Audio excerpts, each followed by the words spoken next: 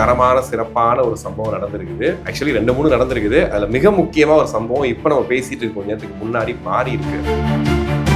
இவங்க சொன்ன அந்த விமர்சனம் எல்லாமே பாஜகவோட பி டீம் இவர் இதுக்காக தான் வேலை செய்யறாரு, அதுக்காக தான் வேலை செய்யறாருன்னா சொன்னாங்க இல்லையா, அது எல்லாமே முடிஞ்சு போச்சு. அதுக்கப்புறமா இவருக்கு தனிப்பட்ட முறையில கொடுத்த விஷயங்கள் பல விமர்சனங்கள் இருந்துச்சு இல்லையா, அதுக்குமே சொல்லியிருக்காரு. இந்த ஸ்பீச்சை பொறுத்த வரைக்கும் இது கரெக்டான ஸ்பீச்சா இருந்துச்சா, ஒரு கிளைமேக்ஸ்க்கு ஏற்ற மாதிரி இருந்துச்சான்னு கேட்டீங்கன்னா பெர்ஃபெக்டா இருந்துச்சு. விஜய் என்னப்பா விஜய் நடிகன் விஜய் நடிகன் விஜய் நடிகன் விஜய் நடிகன் ஆமா நான் நடிகன் தான், யார் இல்லைன்னா.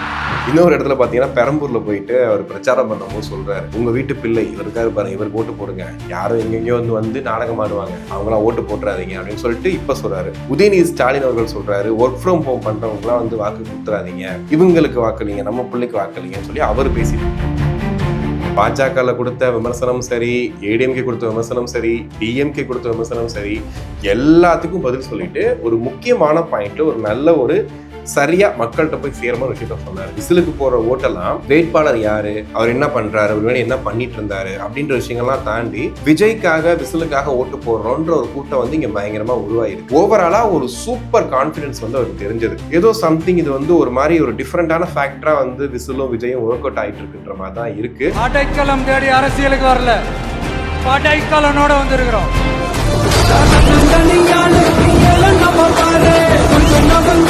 வீடியோக்குள்ள போறதுக்கு முன்னாடி நிறைய பேர் நம்ம சேனலை பாக்குறீங்க, நிறைய பேர் ஷேர் பண்றீங்க, ரொம்ப சந்தோஷமா இருக்கு. அப்படியே சப்ஸ்கிரைபும் பண்ணிட்டீங்க அப்படின்னா இன்னும் வந்து நிம்மதியா நாங்களும் வந்துட்டு வேகமா ஒர்க் பண்ணுவோம். அதனால வந்துட்டு சப்ஸ்கிரைபும் பண்ணிடுங்க. இந்த ஹைப்னு ஒரு பட்டன் வரும், அதையும் வந்து அமைக்கி விட்டுருங்க. நெஞ்சில் குடி இருக்கும்.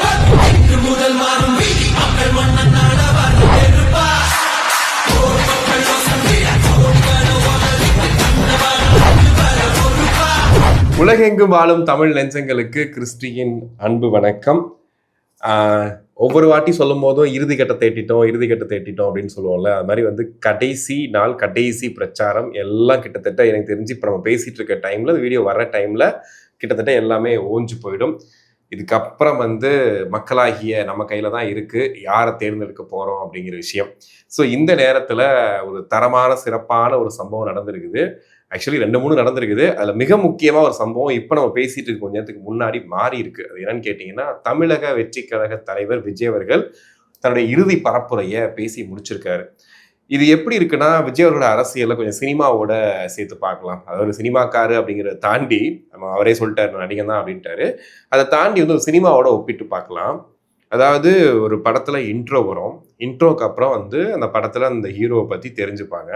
அப்புறம் அப்படியே கொஞ்ச நேரம் கழிச்சு பார்த்தீங்கன்னா அந்த கேரக்டர் ஆர்க் போயிட்டே வந்துட்டு இன்டர்வல் சீன் ஒரு பயங்கரமா இருக்கும். அந்த இன்டர்வலுக்கு அப்புறமா தான் இவர் என்ன பண்ண போறாரு, என்ன நடக்க போகுதுன்ற மாதிரி இருக்கும். அந்த மாதிரி பார்க்கும்போது அப்படியே இன்டர்வல் சீன் தாண்டி இப்போ கிளைமேக்ஸ்ல வந்து நிற்கிதுன்ற மாதிரி தான் இருக்கு. இதை நான் எதை வச்சு சொல்றேன் அப்படின்னா, விக்கிரவாண்டி மாநாடை வந்துட்டு ஒரு இன்ட்ரோவா எடுத்துக்கலாம் விஜயோட அரசியலுக்கு. இடையில பார்த்தீங்கன்னா அந்த கரூர் சம்பவத்தை ஒரு இன்டர்வலா எடுத்துக்கலாம். அதுக்கப்புறமா பார்த்தீங்கன்னா இப்போ கிளைமேக்ஸா விஜய் அவர்கள் பேசின விஷயங்கள். ஏன் இதை அப்படி நம்ம பிரிச்சிருக்கோம் அப்படின்னா, விஜயோட பேச்சு இன்னைக்கு அப்படி இருந்தது. இவ்வளவு நாட்கள், அதாவது ஒரு படத்தோட ஆரம்பத்துல இருந்து முடிகிற வரைக்கும் நம்ம என்னென்னலாம் யோசிப்போம், இது இங்கே போக போதா, அப்படி போக போதா, இப்படி போக போதான்னு யோசிப்போம் இல்லையா. அப்படி பார்க்கும்போது விஜயோட விக்கிரவாண்டி மாநாட்டில் ஆரம்பிச்சு அவர் மேல வைக்கப்பட்ட ஒவ்வொரு விமர்சனங்களும் அதாவது இதுக்கெல்லாம் விஜய் வந்து பதில் கொடுக்கணும், ஏன் விஜய் அமைதியா இருக்காரு அப்படிங்கிற மாதிரி விமர்சனங்கள்லாம் வந்துட்டே இருந்துச்சு இல்லையா.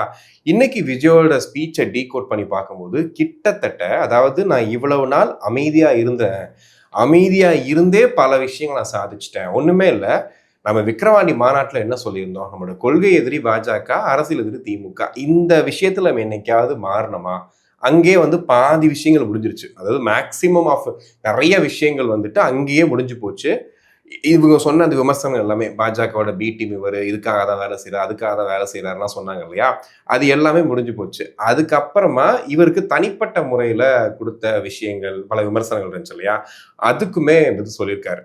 சரி, இதுல வந்து இந்த ஸ்பீச்சை பொறுத்த வரைக்கும் இது கரெக்டான ஸ்பீச்சா இருந்துச்சா, ஒரு கிளைமேக்ஸ்க்கு ஏற்ற மாதிரி இருந்துச்சான்னு கேட்டீங்கன்னா பெர்ஃபெக்டா இருந்துச்சு. இவ்வளவு நாள் வந்து விஜய்கள் இப்படிலாம் பேசலாமே, ஏன் இதெல்லாம் மென்ஷன் பண்ண மாட்டாரு, ஒரு டைரக்டா அட்டாக் பண்றாங்களே, ஏன் அதுக்கு ஒரு பதிலடி கொடுக்க மாட்டாருன்னும் போது இன்னைக்கு எல்லாரையுமே வச்சு செஞ்சுட்டாரு. குறிப்பா எடப்பாடி பழனிசாமி வரைக்கும் பாஜக கொடுத்த விமர்சனம் சரி, ஏடிஎம்கே கொடுத்த விமர்சனம் சரி, டிஎம்கே கொடுத்த விமர்சனம் சரி, எல்லாத்துக்கும் பதில் சொல்லிட்டு ஒரு முக்கியமான பாயிண்ட்ல ஒரு நல்ல ஒரு சரியா மக்கள்கிட்ட போய் சேரமான ஒரு விஷயத்த சொன்னார். என்ன அப்படின்னா, ஒரு விஷயம் கவனிச்சிங்களா, எல்லாரும் ஒருத்தனை எதிர்க்கிறாங்க அப்படின்னு சொல்லி தன்னை கை காட்டினாரு. உண்மையை சொல்ல போனா விஜய் கட்சி ஆரம்பிச்சதுல இருந்து பாத்தீங்கன்னா நிறைய ஆதரவு வந்துச்சு, எதிர்ப்பு வந்துச்சு, ஆதரவு எதிர்ப்பு வந்துட்டே இருந்துச்சு. காரணம் என்னன்னா அந்த கூட்டணி கணக்குகளுக்காக பேசிட்டே இருந்தாங்க. ஒரு கட்டத்துக்கு அப்புறமா எதுவுமே, அதாவது யாருமே வேண்டான்னு சொல்லி இவரே ஒதுங்கி வந்த மாதிரி ஆயிப்போச்சு. அவங்களும் கூட்டணிக்கு வர்ற ஐடியால இல்லைன்னு ஆயிப்போச்சு. அப்போ இவர் தனிச்சு வந்தது இவருக்கு ஒரு பெனிஃபிட்டாவே மாறிடுச்சு. அந்த சமயம் பார்த்து இவங்க எல்லாரும் சேர்ந்து எதிர்த்தாங்க இல்லையா. இன்னைக்கு வந்துட்டு பாசிட்டிவா அவரை பத்தி இந்த கரூர் சம்பவத்திலையுமே சரி, ரொம்ப பாசிட்டிவா பேசினது எடப்பாடி பழனிசாமி அவர்கள் ஆதரவு கொடுத்து தான் பேசியிருந்தாரு. ஆனா அவரே ஒரு கட்டத்துல எதிர்த்து பேச ஆரம்பிச்சாரு. கேட்டா அது கூட்டணி கணக்கு, அதுக்கப்புறம் கூட்டணி இல்லைன்னு எதிர்த்து பேச ஆரம்பிச்சிட்டாரு.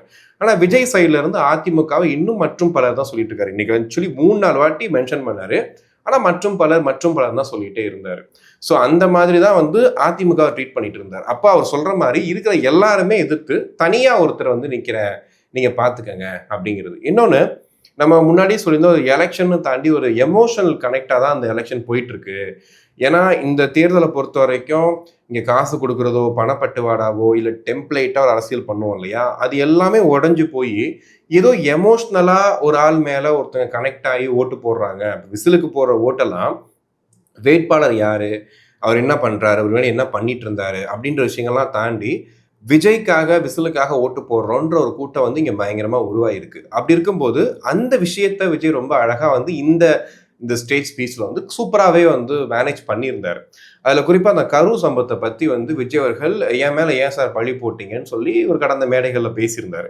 இந்த வாட்டி டைரக்டாவே நான் சொன்ன நேரத்துக்கு கரெக்டா அங்க நின்னேன்.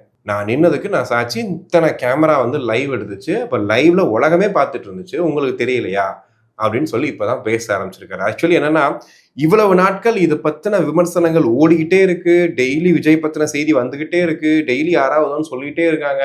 ஆனா கடைசி வரைக்கும் அதை பத்தி பேசாம இருந்துட்டு, அதாவது பழி சொல்றாங்கன்னு சொல்லியிருந்தாரு. ஆனா இன்னைக்கு ஓப்பனா நான் கரெக்ட் டைமுக்கு வந்தேன், அங்க என்ன ஆச்சுன்னு எனக்கு தெரியும் அப்படின்னு சொன்னது செந்தில் பாலாஜி அவர்களை அதனாலதானே நீங்க செந்தில் பாலாஜிய கரூர்ல இருந்து கோயம்புத்தூர் வரைக்கும் அனுப்பிச்சு வச்சிருக்கீங்க. ஆக்சுவலி இப்போ கரூர்ல இருந்து ஏன் கோயம்புத்தூர் போனாருங்கிறது ஒரு பெரிய ஒரு கேள்வியாவே இருந்துட்டு இருந்துச்சு. முதல்வர் ஸ்டாலின் சொல்றாரு, கரூர்ல அவருக்கு வெற்றி உறுதி ஆயிருச்சு, அதனாலதான் நான் கோயம்புத்தூருக்கு அனுப்பிச்சிருக்கேன் அப்படின்னு சொல்லிட்டு அவர் சொல்றாரு.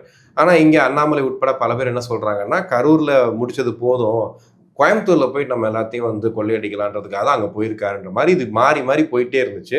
விஜய் அவர்கள் இது குறித்து பேசவே இல்லை. இந்த வாட்டி பாத்தீங்கன்னா விஜய் அவர்கள் ஓப்பனா எதுக்காக அவர் இங்க இருந்து அங்க அமிச்சிங்க, விஷயம் எல்லாமே அமிச்சிங்கன்னு சொல்லி அதையும் மென்ஷன் பண்றாரு. எடப்பாடி பழனிசாமி அவர்கள் விஜய் என்ன பண்ணாலும் வெளியே வரமாட்டாருப்பா அப்படின்ற மாதிரி பேசியிருந்தாரு.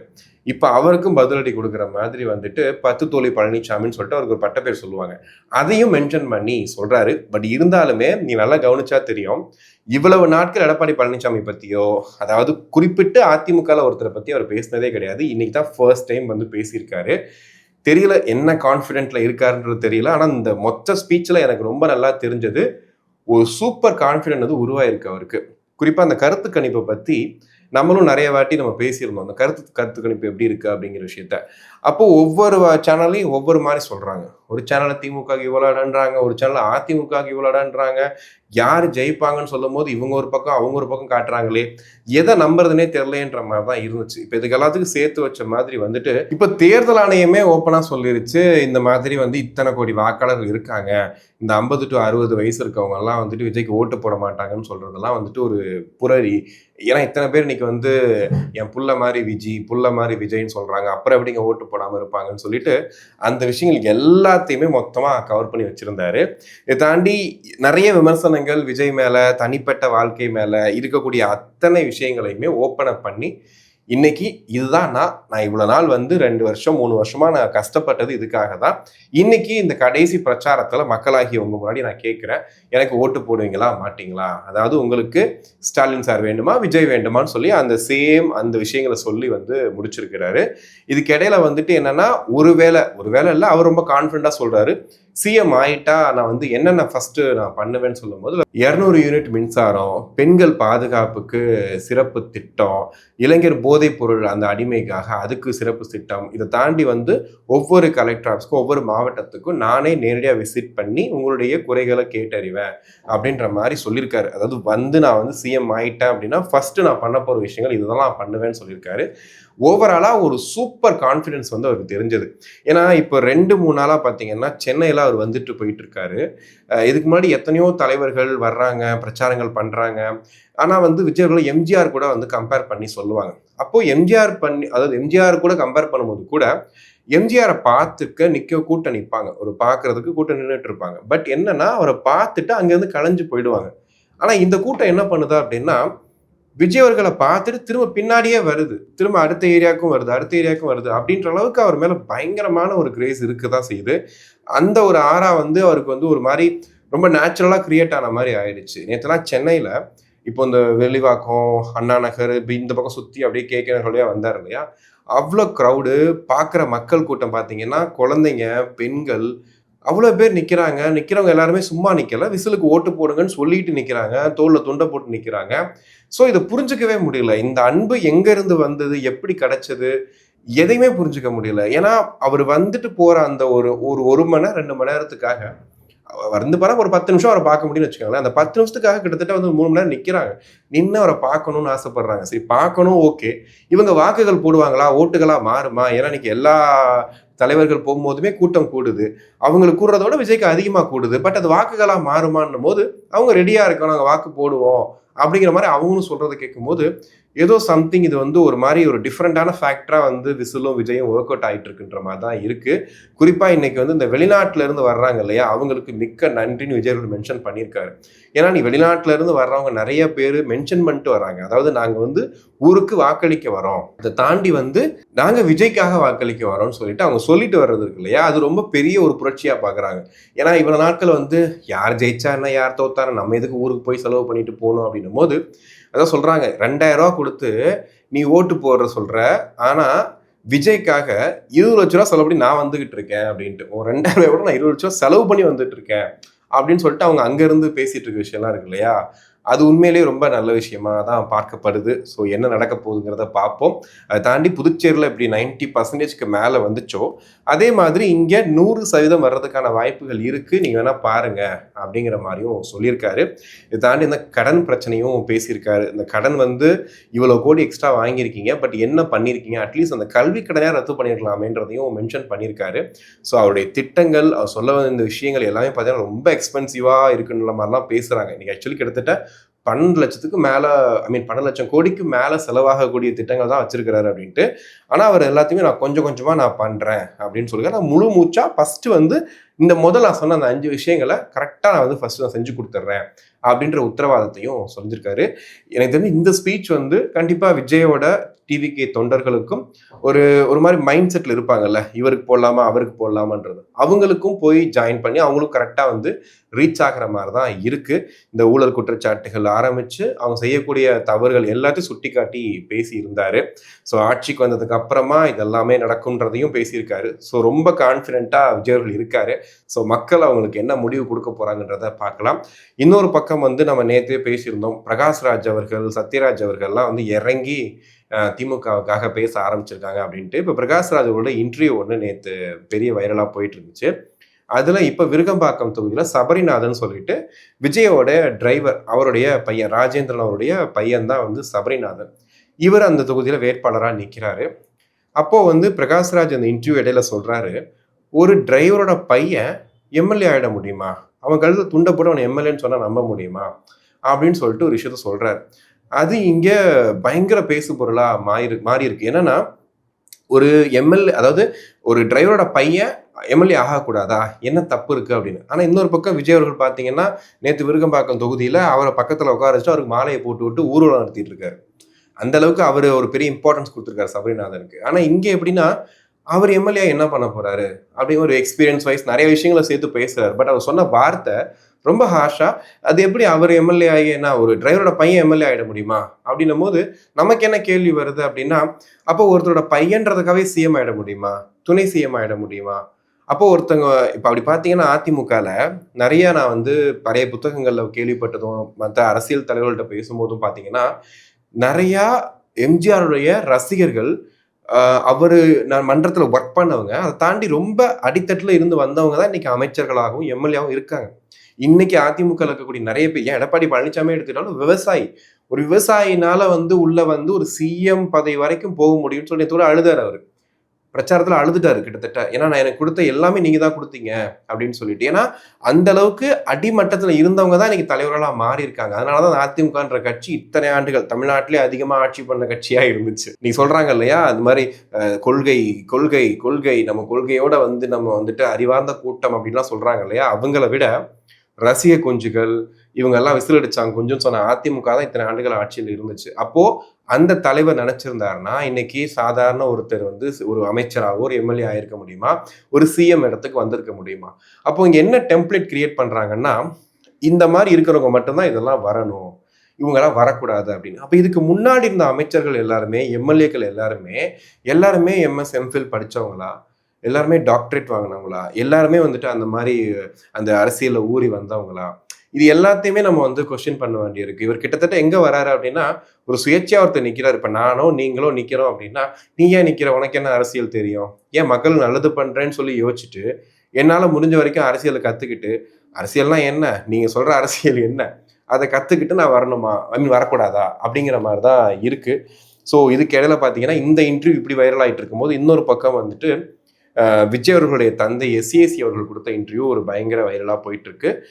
எப்படி வந்து விஜய் அவர்கள் இன்னைக்கு மொத்த விமர்சனங்களுக்கு பதிலடி கொடுத்தாரோ அதே மாதிரி எஸ்ஏசி அவர்கள் அவர் வீட்லயும் சரி அவர் சைட்ல இருந்து ஏன்னா ஏன் இந்த இன்டர்வியூ ரொம்ப முக்கியமா பார்க்கப்படுது அப்படின்னா கட்சி ஆரம்பிச்சதுல இருந்து அந்த விக்கிரவாண்டி மாநாடை தாண்டி ஒரு சில மாநாடுகள் ஒரு சில நிகழ்வுகள்ல வேணா வந்துட்டு அவங்க அம்மா அப்பாவையும் பார்த்துருக்க முடியும். மற்றபடி வந்து அவங்க பின்னாடி இருந்து எந்த சப்போர்ட்டும் கொடுக்கல, டிவிக்கு ஓட்டு கேட்கல, எதுவுமே பண்ணல. இப்ப அவரு அவர் சைட்ல இருந்து பேசும்போது என்னன்னா இவ்வளவு நாட்கள் வந்து சப்போர்ட் பண்ண வைக்கணும் போது நான் தனியா விஜய் வளரணும்னு சொல்லி நான் விட்டுட்டேன் அப்படின்றதெல்லாம் சொல்லிட்டு அப்போ அவர் நிறைய விஷயங்களை ஷேர் பண்றாரு.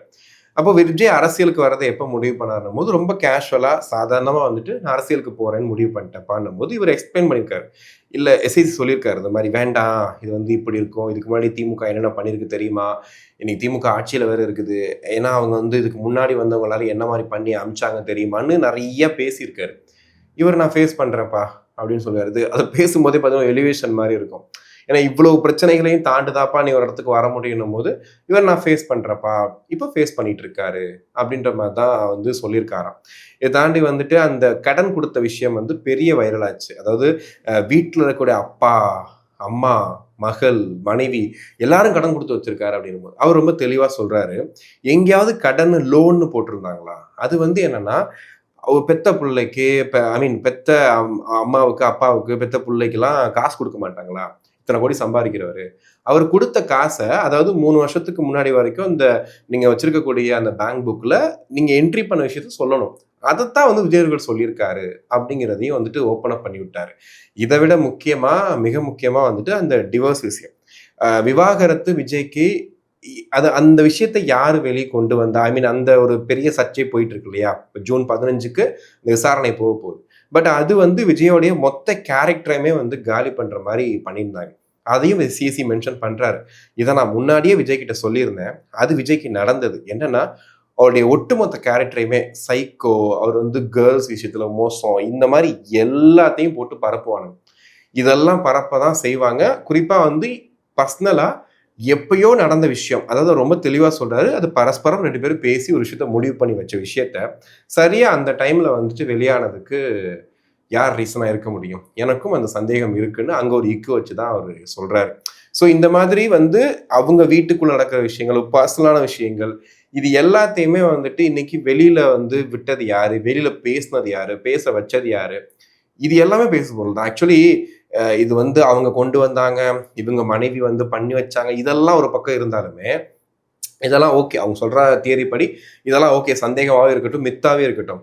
ஆனா அந்த விஷயத்த அந்த நியூஸை கேரி பண்ண விதம் இருக்குல்ல, அது வந்து டோட்டலி ஒரு டைட்டில் ஆரம்பிச்சு உண்மையா சொல்ல போனா நீங்க வந்துட்டு அந்த மாதிரி ஒரு வேலையை தான் வந்து விஜயோட விவாகரத்து வழக்குல பண்ணியிருந்தாங்க.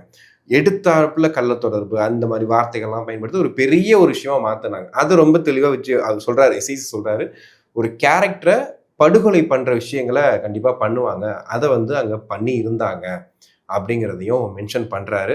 இதை தாண்டி இன்னைக்கு ஒரு வீடியோ போட்டிருக்காரு. டிவிகேக்கு வாக்களியுங்கள், மகனுக்கு வாய்ப்பு கொடுங்கள் அப்படிங்கிற மாதிரியும் கேட்டிருக்காரு. அவர் ரொம்ப நாளா கலைஞரோட ஃப்ரெண்டுன்றதுனால அதையும் மென்ஷன் பண்ணிட்டு சொல்றாரு. இப்ப இருக்க திமுக என்னெல்லாம் பண்ணுவாங்கன்றது எனக்கு தெரியும். அதை விஜய் கிட்ட சொன்ன விஜய் எல்லாத்தையும் ஃபேஸ் பண்ணிக்கிறப்பான்னு சொல்லிட்டு தான் வந்தாரு. அதை இப்போ பண்ணிட்டு இருக்காருன்னு சொல்லிட்டு அதையும் சொல்லியிருந்தாரு. ஸோ அந்த வீடியோ வந்து அந்த இன்டர்வியூ வந்து கண்டிப்பாக இவர் மேலே இருந்து இந்த ஒரு விமர்சனங்கள் இருக்கு இல்லையா, இன்னொரு பக்கம் இந்த மாதிரிலாம் இருக்குது, இந்த மாதிரிலாம் நினச்சிட்டு இருக்காரு, இவ்வளோ பண்ணுறாருன்றது இருக்கு இல்லையா, இந்த விஷயங்களுக்குள்ளாம் வந்துட்டு ஒரு ஒரு பதில் சொன்ன மாதிரி தான் இருக்குது. ஒரு மறைமுக பதிலாகவும் நேரடி பதிலாகவும் தான் இருக்குது. எனக்கு என்ன ஆச்சரியம்னா, இவ்வளோ நாட்கள் வந்துட்டு முதல்வர் ஸ்டாலின் அவர்களோ உதயநிதி அவர்களோ விஜயை குறித்து எதுவுமே பேசினது கிடையாது. கடந்த ஒரு 3 நாட்களாக பார்த்தீங்கன்னா சன் நியூஸில் ஒரு இன்டர்வியூ கொடுக்குறாரு மு.க. ஸ்டாலின் அவர்கள். அதில் வந்து விஜயை பற்றி கேட்கும்போது நல்ல நடிகர், எனக்கு பிடிக்கும் அப்படிங்கிற மாதிரி சொல்கிறாரு. இன்னொரு இடத்துல பார்த்தீங்கன்னா பெரம்பூரில் போயிட்டு அவர் பிரச்சாரம் பண்ணும்போது சொல்கிறாரு, உங்கள் வீட்டு பிள்ளை இவர் இருக்காரு பாருங்க, இவருக்கு ஓட்டு போடுங்க, யாரும் எங்கெங்கேயோ வந்து நாடகம் ஆடுவாங்க, அவங்களாம் ஓட்டு போட்டுறாதீங்க அப்படின்னு சொல்லிட்டு இப்போ சொல்கிறாரு. உதயநிதி ஸ்டாலின் அவர்கள் சொல்கிறாரு, ஒர்க் ஃப்ரம் ஹோம் பண்ணுறவங்களாம் வந்து வாக்கு கொடுத்துறாதீங்க, இவங்களுக்கு வாக்களிங்க, நம்ம பிள்ளைக்கு வாக்களிங்கன்னு சொல்லி அவர் பேசிட்டு இருக்காரு. இது எல்லாம் கொலாப்ஸாக பார்க்கும்போது எப்படி இருக்குது அப்படின்னா, இவ்வளவு நாட்கள் அவங்க வந்து எதிர்த்து எதுவுமே பேசலை. பட் இப்போ பர்டிகுலராக இப்போ வந்து இந்த விஷயத்த பேசணும்னு சொல்லிட்டு பேசுகிறாங்க. ஏன்னா இது தேர்தல் நெருங்கிருச்சு, ஒரு ஃபேக்டர் உருவாயிட்டு இருக்கு, இது ரொம்ப கொஞ்சம் பெருசாக இருக்குது அப்படின்னும் போது கண்டிப்பாக இதை நம்ம கட்டுப்படுத்தியே ஆகணும், ஏதாவது ஒன்று சொல்லியே ஆகணும்னு சொல்லிட்டு சொல்லியிருப்பாங்க போல். ஸோ அதனால வந்து இதை பண்ணியிருக்காங்க. இதையெல்லாம் தாண்டி இந்த பறக்கும் படைக்கு ஒரு மீம் ஒன்று பார்த்தேன் இப்போ வரும்போது, எனக்கு பயங்கர சிரிப்பாக தான் இருந்துச்சு. அதான் வீடியோட காசெல்லாம் கொடுத்துட்டாங்களே, இப்போ நீ யாரை பிடிக்கிறதுக்காக ரோட்டில் நின்றுட்டு இருக்க அப்படின்னு சொல்லிட்டு ஒரு கேள்வி கேட்டிருந்தாங்க. உண்மைதான் அது. ஏன்னா நிறைய செய்திகள் நேற்றுலேருந்து நான் சொல்லிட்டு தான் இருக்கேன். 8000 கூப்பன்ல இருந்து, பணப்பட்டுவாடல இருந்து, வாக்காளர் லிஸ்ட்டை கையில் வச்சுக்கிட்டு, ஒரு பக்கம் கையில் கட்டுக்கட்டா காசு, வாக்காளர் லிஸ்ட்டு, இதை வச்சுக்கிட்டு வீடு வீடாக போய் இல்லை ஒரு இடத்துக்கு வர வச்சு ஒரு ஆலமரம் வேப்ப மரம்னு உட்காந்துக்கிட்டு இஷ்டத்தை கொடுத்துட்டு இருக்காங்க. அவ்வளோ வீடியோக்கள் வருது. ஆனால் இது என்னன்னா, இவ்வளோ வீடியோக்கள் வருது இல்லையா, இங்கே இவங்களை கைது பண்ணோம், இவங்க மேலே வழக்கு போட்டிருக்கோம், இங்கே இந்த பிரச்சனையாக இருக்கு அப்படின்ற மாதிரி அந்த செய்திகள் வர்றது கம்மியாக இருக்கு. இந்த பக்கம் இங்கே காசு போயிட்டு இருக்கு, இது பண்ற அதுதான் அதிகமாக இருக்கு. இப்போ பார்த்தீங்கன்னா கோயம்புத்தூர்லையும் சரி, கரூர்லையும் சரி, ஆளை கையில பிடிச்சி அடிச்சிருக்காங்க. இந்த மாதிரி வந்து பாரு பணம் இவ்வளோ வச்சிருக்கிறான், பாரு இவ்வளோ வச்சிருக்கான்னு சொல்லிட்டு கையில பிடிச்சி அடிச்சிருக்காங்க பொதுமக்கள். ஆனா அந்த செய்திக்கு அப்புறமா அது என்ன ஆச்சுங்கிற விஷயமே வர மாட்டேங்குது. இது என்னன்னே புரிஞ்சுக்க முடியல. ஏன்னா இவ்வளவு தூரம் வந்து, ஏன்னா இப்போ இன்னைக்கு மக்கள் கிட்ட வந்து பணப்பட்டுவாடா அப்படின்னும் போது ஒரு அடித்தட்டு மக்கள், ஏன்னா பொள்ளாச்சியில பாத்தீங்கன்னா பணம் கொடுக்கல, எங்க ஏரியாவுக்கு பணம் வந்து தேர்தலுக்கு கொடுக்கலன்னு சொல்லி போராட்டம் பண்றாங்க. அந்த அளவுக்கு மக்கள் மைண்ட் செட்ல தேர்தல்லாம் காசு கொடுப்பாங்க, காசு வாங்கிட்டு ஓட்டு போட்டு நம்ம வேலையை பார்க்க போயிடுவோம், யார் என்ன செஞ்சாங்கன்னா யார் என்ன திட்டம் செஞ்சாங்கன்னு அந்த அளவுக்கு ஒரு மக்கள் இருக்காங்க, இல்லைன்னு சொல்ல முடியாது. இப்போ போராட்டம் பண்றாங்கன்னா இருக்கதான் செய்யறாங்கன்னு அர்த்தம். அப்படி இருக்கும்போது ஈஸியா பணத்தை கொடுத்துட்டாங்கன்னா அது எவ்வளவு பெரிய ஒரு விஷயமா ஆயிடும். அப்போ இது என்ன வந்து ஒரு தேர்தல் ஆணையம் நேர்மையா நடத்துறாங்கன்ற ஒரு பேச்சு வரும் இல்லையா, அந்த இடத்துக்குள்ள ஏன் வந்து இன்னும் போக மாட்டாங்கன்னு தெரியல. அது ரொம்ப வந்து கவனிச்சு பார்க்க வேண்டிய விஷயம். ஆல்ரெடி வந்து பார்த்தீங்கன்னா தேர்தலே வந்துருச்சு, இந்த ஒரு நாள் தான் முடிய போகுது. இதுக்கப்புறம் வந்து என்ன பண்ண போறாங்கன்னு தெரியல. ஸோ ஃபைனலி வந்துட்டு இன்னைக்கு பேச வேண்டிய கண்டென்ட்லாம் பேசியாச்சு. ஏன்னா மற்ற விஷயங்கள்லாம் கொஞ்சம் என்ன சொல்றது, அதெல்லாம் இன்னும் அடுத்தடுத்து இதில் தான் பேசிக்கலாம். நிறைய விஷயங்கள் இருக்கு. தனி பண பட்டுவாடாவே கிட்டத்தட்ட அது வந்து ஒரு பெரிய டாப்பிக்காகவே பேசலாம் போல, அவ்வளோ டாபிக்ஸ் வந்து எடுத்து வச்சிருந்தேன். பட் இன்னைக்கு இந்த விஷயத்த வந்து ஷேர் பண்ணலான்னு நினச்சேன்.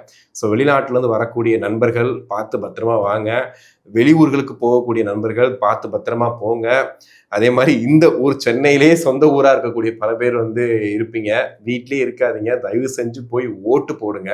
நீங்கள் யாருக்கு ஓட்டு போடுறீங்கன்றது முக்கியமே இல்லை, ஆனால் ஓட்டு போடுறது ரொம்ப முக்கியம். ஏன்னா நீங்கள் ஓட்டு போடாமல் விட்டு நம்ம ஒரு ஓட்டுனால ஏதாவது மாற்றம் நிகழ்ந்துருமா அப்படின்ற மாதிரிலாம் யோசிக்காதீங்க. உங்களை மாதிரி ஒரு 1,00,000 பேர் நினைச்சாங்க அப்படின்னா ஒரு தொகுதியில் எம்எல்ஏவே சேஞ்ச் ஆகிறதுக்கு வாய்ப்பு இருக்குது, இல்லை நல்ல எம்எல்ஏக்கு வாய்ப்பு இல்லாமல் போகிறதுக்கும் வாய்ப்பு இருக்குது, ஒரு கட்சிக்கு ஒரு பெரிய பின்னடைவுக்கும் வாய்ப்பு இருக்குது, தேவையில்லாத வேட்பாளர்கள், ஒரு பிடிக்காத ஒரு ஆட்சி அமையறதுக்கும் வாய்ப்பு இருக்குது. ஸோ எல்லாத்துக்குமே வாய்ப்பு இருக்குது. ஸோ நம்ம ஒரு விரலில் போய் ஒரு பொத்தான அழுத்திட்டோம்னா நடந்துட்டு போகுது, ஏதோ நடந்துட்டு போகுது, நம்ம வேலையை நம்ம கரெக்டாக பார்த்துட்டோம், ஓகே நம்ம ஒருத்தரை தேர்ந்தெடுக்கணும்னு ஆசைப்பட்டோம், தேர்ந்தெடுத்தாச்சு, அதுக்கப்புறம் அவங்க என்ன பண்ணுறாங்களே பார்த்துக்கலான்ற மாதிரி முடிச்சிடலாம். ஸோ கண்டிப்பாக தயவு செஞ்சு போய் ஓட்டு போடுங்க. ஸோ இது வரைக்கும் நம்மளோட வீடியோவுக்கு நிறைய ஆதரவு தெரிவிச்சிருக்கீங்க. ஸோ இந்த வீடியோவுக்கும் உங்கள் பொண்ணான கைகளால் அங்கே ஓட்டும் போடுங்க, இங்கே சப்ஸ்கிரைபும் பண்ணிவிடுங்க. அது ரொம்ப இம்பார்ட்டன்ட். அப்போ தான் நம்ம தொடர்ந்து பல வீடியோக்கள் பண்ண முடியும். முடிஞ்ச வரைக்கும் எளிமையாக யதார்த்தமாக எளிய மக்களுக்கு புரிகிற மாதிரி தான் வந்து பேசணும்னு ஆசைப்படுறேன். ஸோ அது மாதிரி தான் பேசிகிட்டு இருக்கோன்னு நினைக்கிறேன். ஸோ ஒரு பெரிய டாபிக்ஸாக இருந்தாலுமே அது சுருக்கமாக சொல்ல நானும் ட்ரை பண்ணுறேன். ஸோ இந்த வீடியோ பற்றின கருத்துக்களையும் இப்போ விஜய் ஃபேக்டர் எந்த அளவுக்கு ஒர்க் அவுட் ஆக போகுது, இப்போ அதிமுக திமுக அந்த கூட்டணிகள் அதை தாண்டி வந்துட்டு நாம் தமிழர் கட்சி இந்த மாதிரி வந்து 4 முனை போட்டி அப்படின்னு ஒரே பேசிட்டு இருந்தாலும் இருமுனை போட்டின்னு விஜய் சொல்றாரு. உங்க ஏரியாவில் நீங்களே விசாரிச்சிருப்பீங்க யாருக்கு ஓட்டு போட போறீங்கலாம் கேட்டுட்டு இருப்பீங்க ரொம்ப ஆர்வமா. ஸோ அந்த மாதிரி ஓட்டு போறதை தாண்டி நான் மே 4க்காக ரொம்ப ரொம்ப ரொம்ப ஆர்வமா வெயிட் பண்ணிட்டு இருக்கேன். என்ன நடக்க போகுதுன்னு தெரியல அப்படிங்கிற மாதிரி பொறுத்திருந்து பார்ப்போம். நன்றி.